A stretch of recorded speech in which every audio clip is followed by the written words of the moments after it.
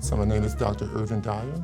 I live on the north side of Pittsburgh, but I'm a native of Richmond, Virginia. So my story begins in Richmond, Virginia. I grew up with 6 brothers and sisters in a community known as Jackson Ward. It was in the middle of the city. But every weekend, my father would do something special for us. We would visit his mother, my grandmother, Susie Dyer.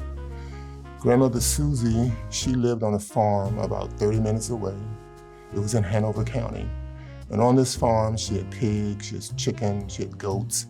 We could see the stars at night. We could watch the corn growing. We had strawberry fields. It was wonderful to be there.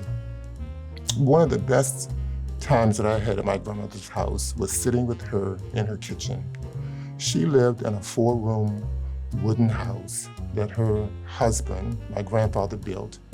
And every weekend when we would visit her farm, I would sit with my grandmother in her kitchen.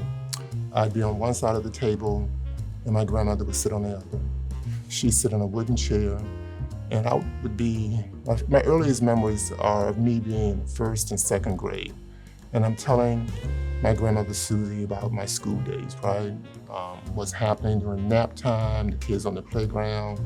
And I remember her just sitting and smiling and listening and giving me so much attention that she made me feel like every story I had to share was special. And so when I think of my grandmother Susie, I always think of her in that chair and the dreams she gave me, that it was important to tell your stories, that my story mattered. And what she really gave me when I think about it was the opportunity to dream that I could become a writer.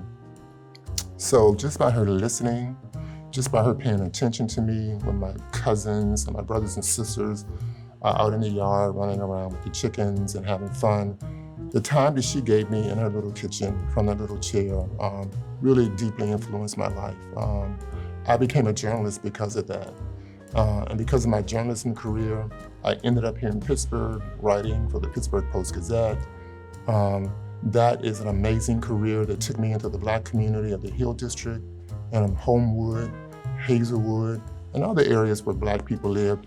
So I sat with them and listened to them and began to tell their stories.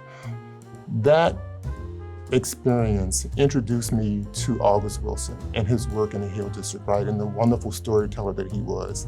And it's because of those stories I got to know August Wilson a little bit. I eventually became associated with his house, where I work on a project where we have oral histories. We collect oral histories of Hill residents.